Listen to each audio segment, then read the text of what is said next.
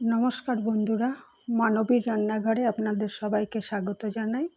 আমার আজকের রেসিপি আমের পাটিসাপটা। আমের সিজন শেষ হওয়ার আগেই বানিয়ে ফেলতে পারেন এই সুস্বাদু আমের পাটিসাপটা।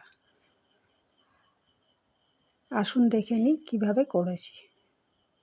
ছানাটা তৈরি করে নিয়েছিলাম আগে, আর এটার মধ্যে 2 চামচ চিনি দিয়ে দিয়েছি, আর একটু গুঁড়োর দুধ দিয়ে দেবো। দিয়ে এটা থেকে পুর তৈরি করে নেব।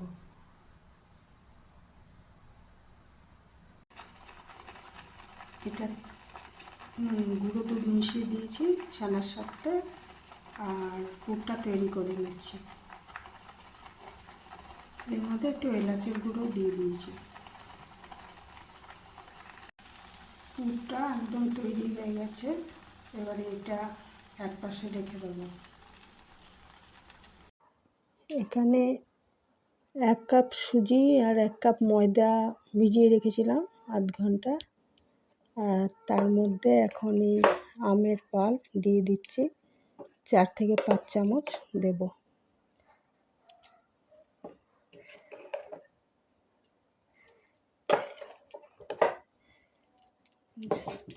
দিয়ে এটা একসাথে মিশিয়ে দেবো।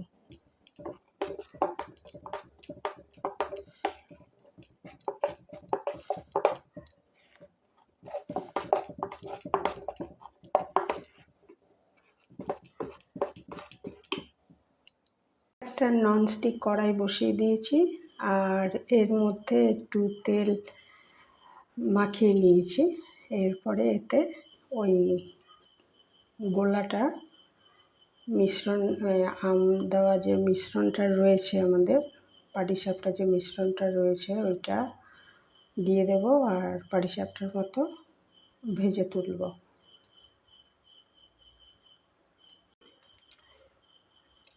এটা দিয়ে দিয়েছি, আর এবারে এটা একটুখানি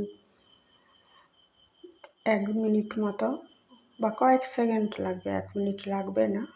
একটু এটা ওপর ভাগটা শুকিয়ে গেলে তারপরে ওই পুরটা দেব, দিয়ে এটা পাটিসাপটার মতো রোল করে নেব। যে পুরটা দিয়ে দিয়েছি, যেটা তৈরি করে রেখেছিলাম, এবার এটা পাটিসাপটার মতো এটাকে ভাঁজ করে নেব আস্তে আস্তে।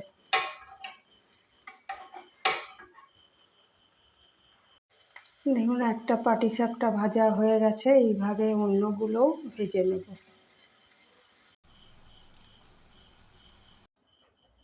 আমের পাটিসাপটা খাওয়ার জন্য রেডি হয়ে গেছে।